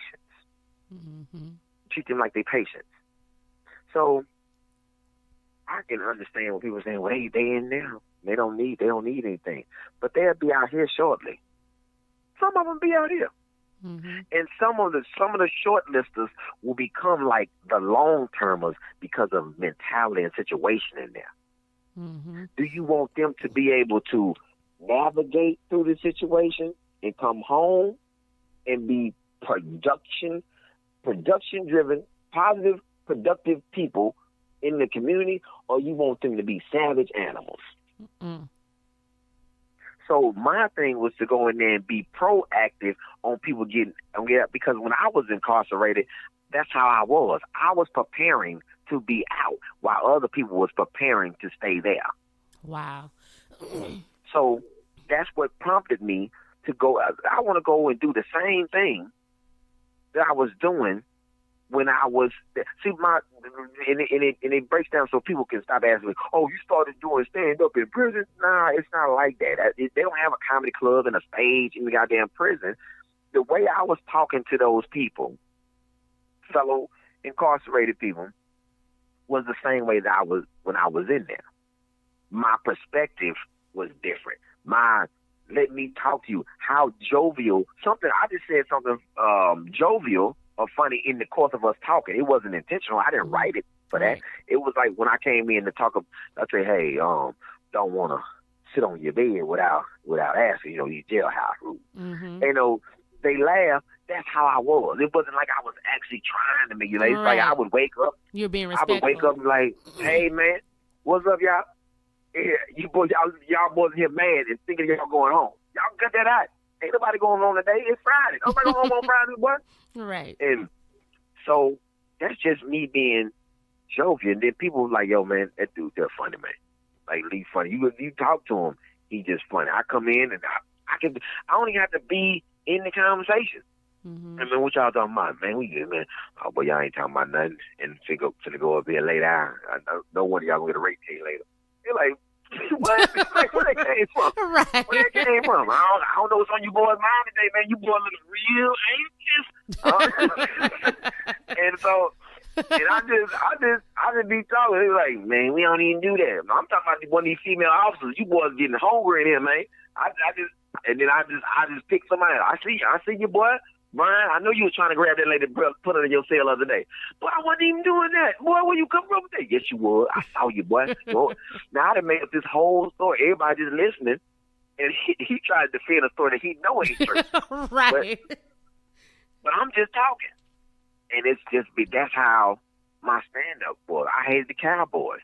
They know I'm going to get up during football season, I'm going to get up and make a poster board. I'm taking clippings out the paper. I'm coming in like, yeah. I don't care if the Cowboys are playing a high school. I'm rocking with the high school. Wait, who is your favorite football team? It ain't the Cowboys. Obviously. The Giants, baby, all day long. New York Giants. That's solid. That's solid. And, so I'm rocking with the Detroit Lions. Used to be one of my jokes all the time. Anytime, because it would always be somebody from Detroit. Yeah, boy, you already know, boy. The Pistons playing. That's the right. Lions playing. That's right. These boys hype. These boys hype about everything. He said, "This is me. Come on, boy. My cousin just bought Detroit yesterday." like what? Yeah, my cousin just bought all of Detroit yesterday. $35, bought half that thing. Don't come for the D. Don't come for the D. And just think, now that's an all day rank fest on who from the Joe Louis from the D. Like I gotta he go beat through. Joe Louis's ass. And then here I go. Well, it was a Joe Louis. So yeah. Rocky Marciano whooped his ass. We out here. Don't come for the D. And see, this thing is that me doing stand up or that's just me being me? That's good shit. That's like what I would normally be doing. I grew up on the back of the. I'm kids from the back of the bus. Mm-hmm. You walk on the back of the bus. We Jonesing you all the way down the bus. Look at this boy right here. Look at this boy. We called it blazing in Flint. Your mom got you a Walgreens backpack, boy. Y'all weak, boy. And you know what? You were a bully, Ali. Back in the day, that's when life was fun because you could blaze on people and it wouldn't be called bullying. Walgreens sell backpacks. How is that blazing on people with everybody blazing? You had to. This started with your family, right? I have a gap. I asked this in my teeth. I have a gap. I remember my uncle called me in the room. It was people in the room. He called me in the room. He said, "Come here, boy." I said, "What's up?" That boy went in his pocket and grabbed some change. I just want to put some change in the piggy bank, baby. Did you just try to slide change in my goddamn mouth, nigga? I'm 6 years old, man. I'm 6 years old. You just call me a goddamn piggy bank. Oh wait, Ali, let me tell you that blazing or started so long ago, or joning as y'all say in H-Town. So, Clarice, that's my sister. Forgive me for telling this story, but I have to tell it, okay? I'm in entertainment now. Just know I'm be tell stories about you. So, when I was little, I took my baby doll's butt and I put it next to my sister's lips, and I was like, Clarice's lips as big as this baby doll butt. Whole family died, okay? I hurt my sister's feelings. I'm sorry, Clarice. I wanted a cheap laugh. Boy, you got it. Yo, do you understand how cold a family is? Because my eyes are big. I just grew into these eyes. Like, I'm 44. I just got comfortable with these eyes. It's like I used it when I was a kid. It's like I had on binoculars. My sister's so dirty. My sister got the same eyes as me. The same eyes. That nigga hit me and I'm like 7. She gonna test me, hey, tell me what's going on in Nebraska. I say, what? You can see, can't you, nigga? You can see, look towards Nebraska. Like, Families ain't right. Siblings ain't right. That one? Did you just tell me to look towards Nebraska and tell you what was going on? Wait a minute. How big you think my eyes are? I got on telescopes? Okay. Wow. Your sister ain't got no room to talk because you did a joke when your sister thought she was grown, about to raise up on your mama over a nigga. Yeah, got her ass tossed up. my mama beat my sister's ass down, yo. Look, my sister tried it with my mama. My mama did the same. It wasn't over no dude though. It was over something else. But yeah, my mama wasn't playing like. You must have forgot mama had these hands. Slow your roll, sis. Everybody had an episode. Man. Oh, let me tell you how gangster my mama was. My mama had a 38 snub nose. And when she swung and hit the nigga, she hit him on the side of the head. Bah, and shot the gun at the same time. I said, oh, this gangster bitch can kill me. Your mama a gangster boo. Where your mama at right now? Is she still alive? Yeah, my mama's still alive. My mama be so mad. I'm like, yo, mama. I don't, because she got mad at me. So like, why you call me a bitch on the record? I said, I did not say that. I said, you're not understanding where I'm coming from. I'm talking from a place what I was thinking. I'm not calling you that. I pay you so much homage on all of my stuff. I'm talking what I'm thinking from the mindset. Right. I don't understand that. And I tell her all the time, I'm telling you from the mind state because I can't express it no other way. I'm not gonna be like, oh, my mother shot him in the head, because that's what my feelings were. Right. I was like, my mama is crazy. Just popped this boy in the head with this pistol. And you said your mama was short and your daddy was tall, right? Yeah. So your mama was just popping off. You know, short people be having a complex. No, they really they don't. And I take that. I have debunked that theory so many times because it's another thing that people just say. Mm-hmm. And then they try to make it. So I tell you, I am a whopping 5'3.5". I'm out here. 5'3.5". I'm tall. So you are basically tall for a woman. Yes. Yeah, and you for the average woman like 5'2", 5'5", 5'2". Okay, so now, how many times have you actually walked into a room and started fucking with somebody? That's not in my nature, so. Okay. I bring the sunshine to the room, Ali. I'm 5'7". How many rooms you think I walked in and just started fucking with people? I don't know. I don't know. That's why I'm walking. I'm basically, anybody who's been around me know I'm basically quiet. I'm standoffish. I'm not saying too much of nothing because I don't know nobody. Mm-hmm.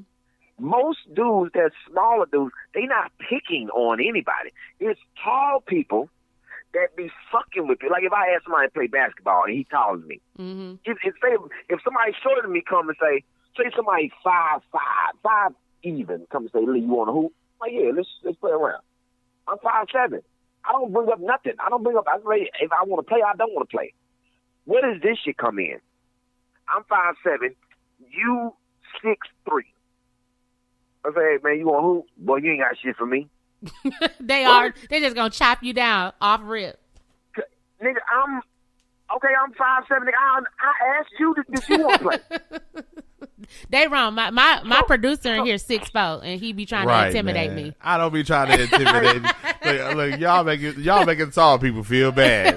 You know what I'm saying? I don't be starting no mess. Tall people be fucking with people. And then when you respond, right? The way, this nigga got a Napoleon complex. You don't know how tall Napoleon was. Right. Tall people be trying it. Short lives matter, tall people. Ooh, they irritating. People be just trying the bullshit. I can't ask you to hoop because you think I can't hoop because I'm 5'7". Now, if I see him, he's 6'4", I'm really thinking I'm way better than him. You know why? Wow. I'm 5'7". Nobody expected me to go to the league. He's 6'4". He's 6'4". He had all the intangibles. He had every opportunity to go to the damn all league. The shit they wanted.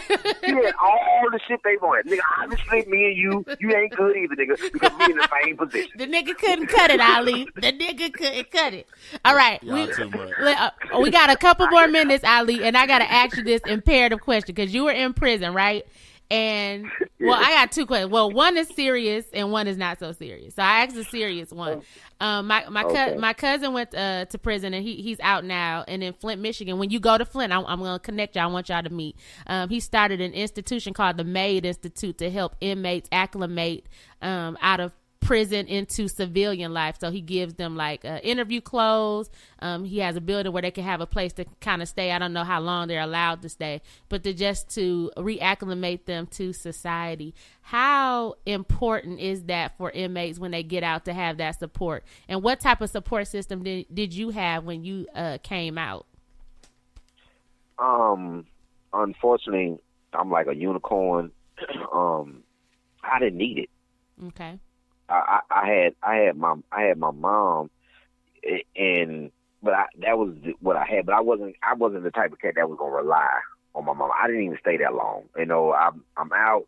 I got a job, and then I'm bouncing. And I my story was a little different because I consistently went to the same place to get a job, and I was willing to do anything. I was like, yo, because I'm not gonna work. I worked for free for 6 years, so whatever money I can make, I'm gonna do that. So I knew I needed clothes. I went and worked at this men's department store, and I was a top salesperson for 2 years. I worked in Sunglass Hut, which was right across the. I worked in the mall, so it was one store here, then Sunglass was right across things. So I was in the mall for maybe all day. Mm-hmm. And when I was off, I worked for my aunt cleaning houses, and I worked for BFI for a while on my off days doing recycle. Because my rehabilitation started inside. I didn't wait till I got out. Mm-hmm. Because it's kind of like if you run 100 and you don't start running until you get to the 60, the race is over. You know, when you get out, if you're not already acclimated in your mind, the race is over. Because you're going to end up back in there because it is a you got to be prepared. And I was prepared and wasn't prepared for other shit, man, like back end shit. Like,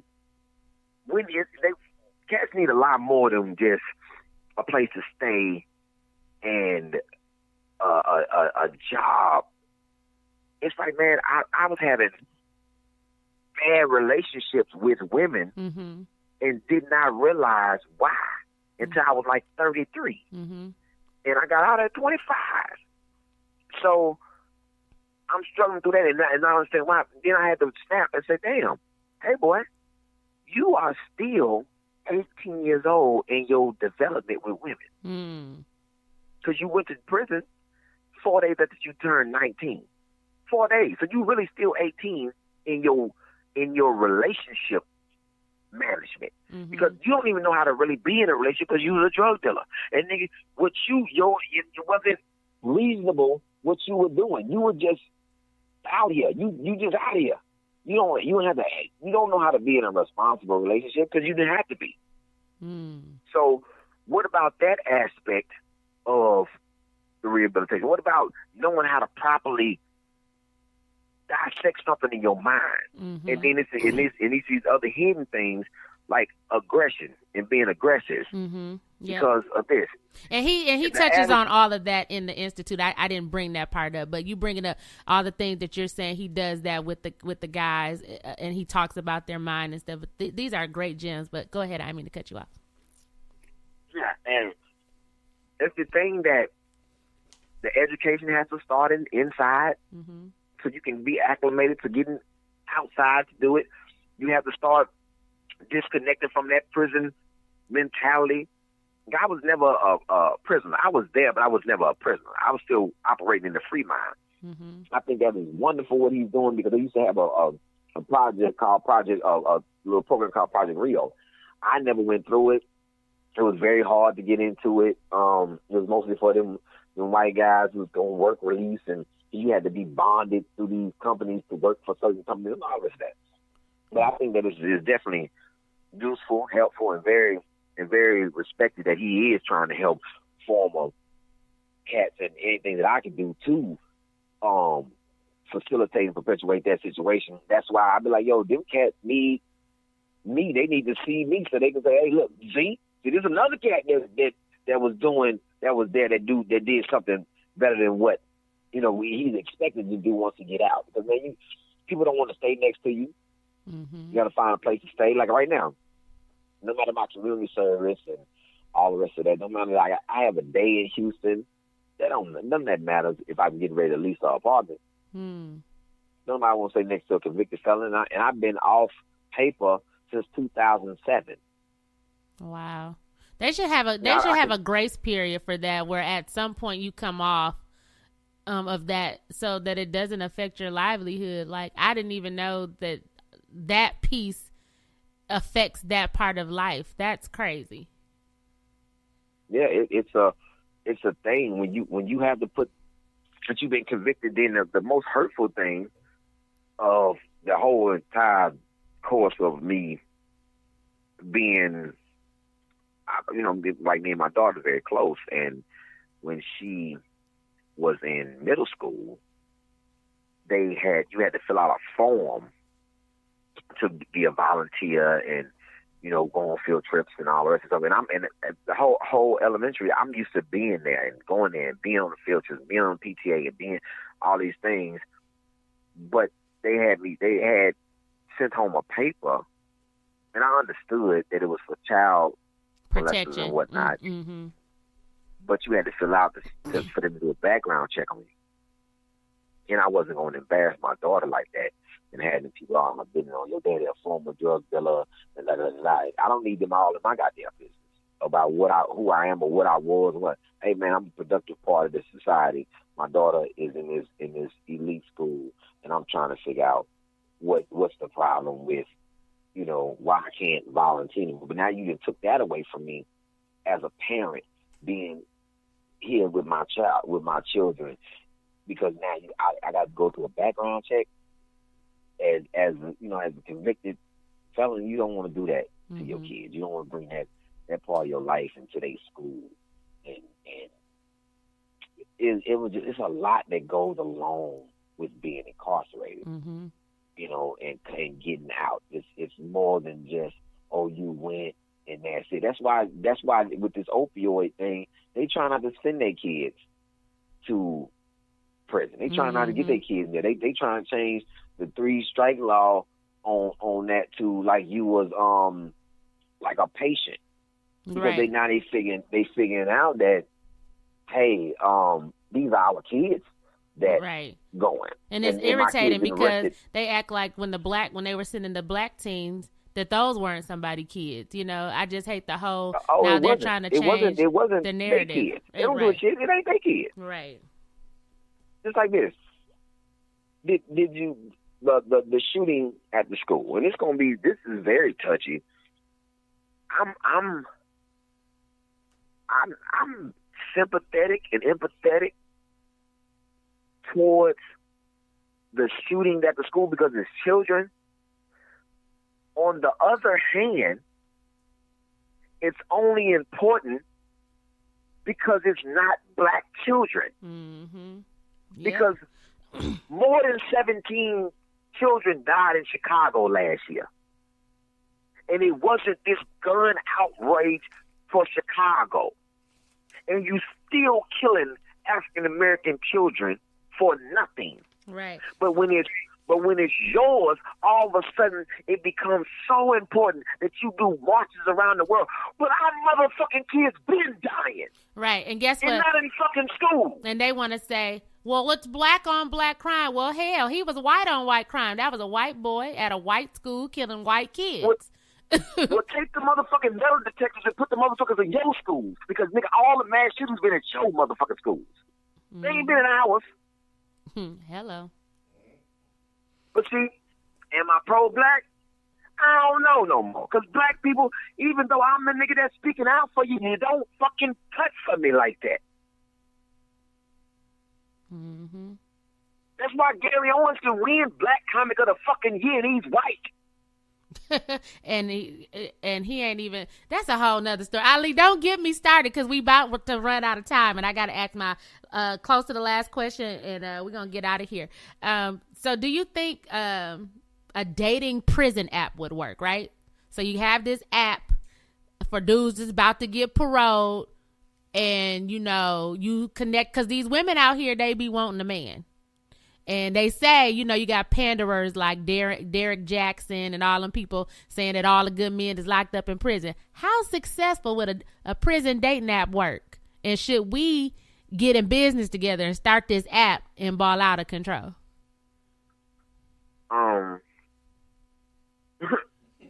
He said, I wouldn't do it. I wouldn't do it for the liability. It's a liability. But these grown women, these ain't no kids. Mm-hmm. Now you getting your ass beat. Ain't got nothing to do with me. Exactly. All these niggas ain't just. You know something? I was so disappointed in black women because what's the motherfucker who out here committing all the crimes? Who? All the crimes in the world.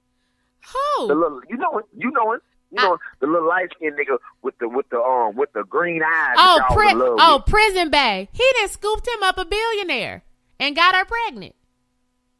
Now, promoted the shit out of him. I'm talking about tag that nigga on everything. Promoted the shit out of him. Yep. I can't find more than 12 African American women that promoted me on any goddamn thing. Maybe because my eyes ain't green and I ain't at all close to looking like white. I told you that your eyes is pretty. Wakanda forever. But motherfucking Wakanda forever.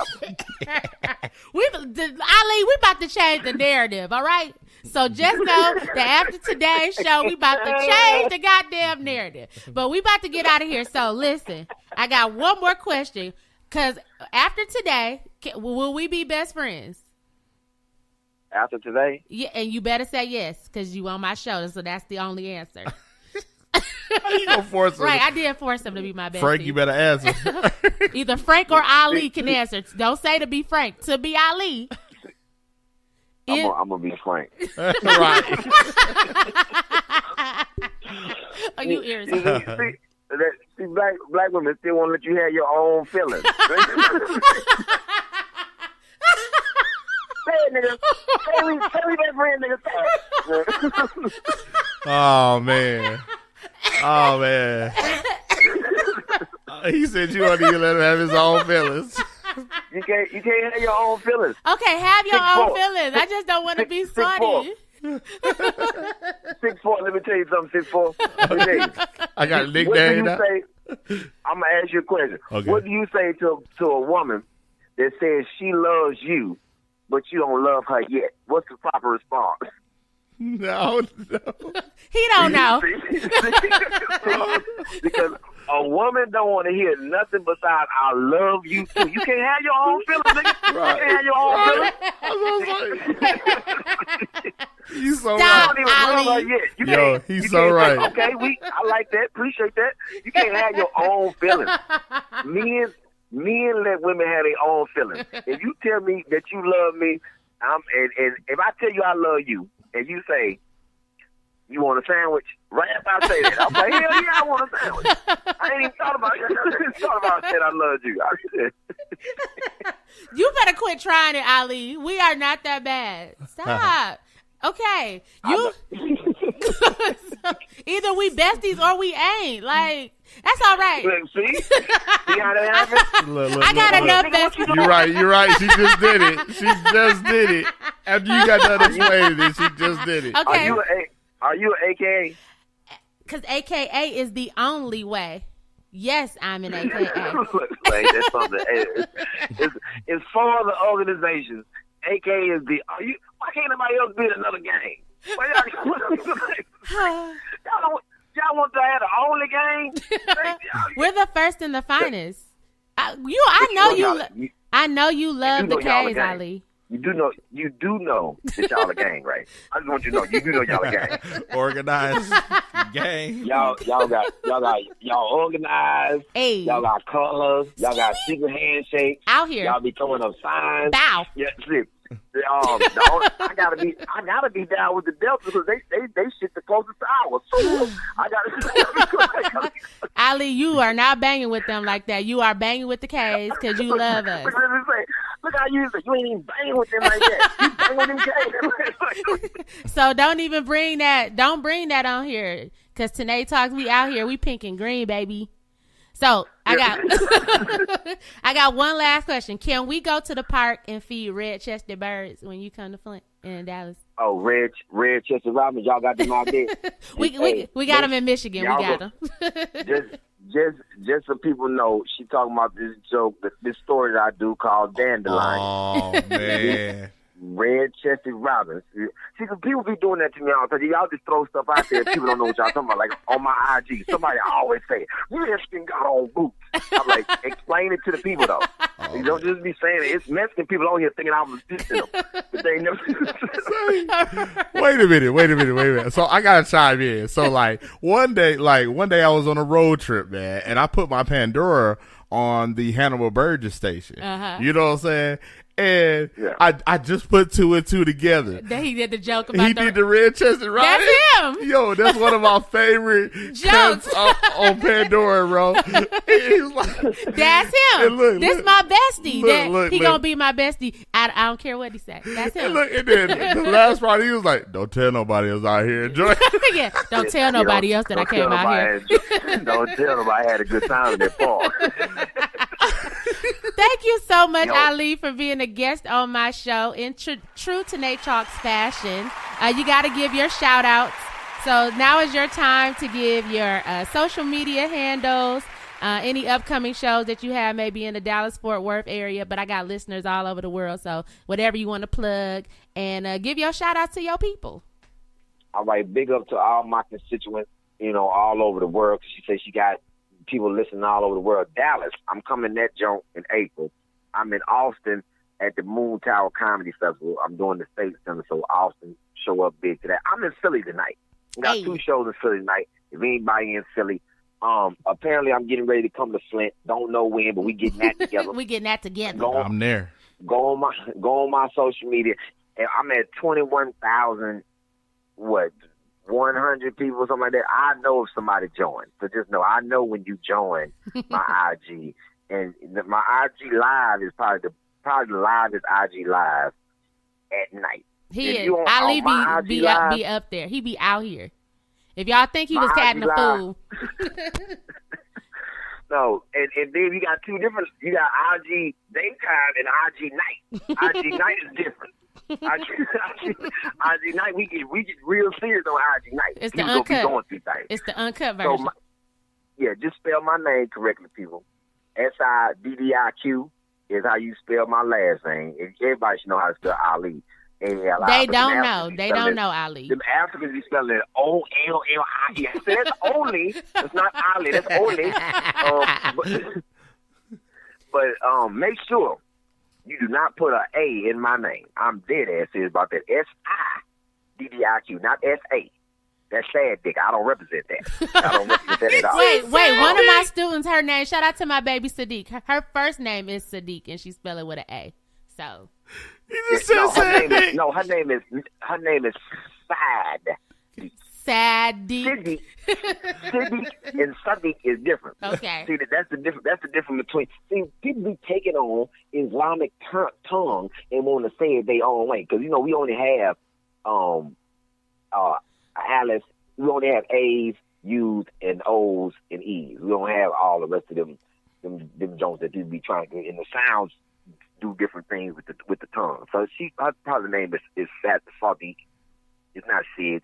Two different meanings too. And then I don't like people calling me Siddiqui. I'm not. That's a whole other dude. Siddiqui Fuller is a whole other dude. He's a whole other comedian. His name is Siddiqui Fuller. That's not me. What's up, Siddiqui? It is as at ALISIDDIQ. Follow him on IG, people. Yeah. Do that. Is that all Yeah, your? Is all that over all the your world. shout outs? I ain't got nothing else. Hey, go on my Pandora station, listen to my stuff. Go on Comedy Central, and you can watch my special for free. If you get time, you can do it on demand because them commercials are a bit much on the website. But I get paid off of them too, so y'all can do that too. It don't even matter to me how y'all doing it. And just tell somebody else about me. Just tell one person that, hey, why don't you check out Ali Siddiq? Just one person you know, and tell that one person you like him. Tell somebody else to check him out. So check out Ali. Shout out to the AKAs Alpha Kappa Alpha Sorority Incorporated. Shout out to my soror Liz, Elizabeth Broughton, who hooked up me and Ali so that this connection can happen. And he coming back on my show in the future. And he coming to Flint, y'all. Shout out to my sister Clarice for watching my son today so that I could share this special moment with my brother Ali. Shout out to the whole Fly City. Shout out to Houston, H-Town, Dallas, Texas, and peace. Have a good show tonight, Ali. Thank you. Thank you.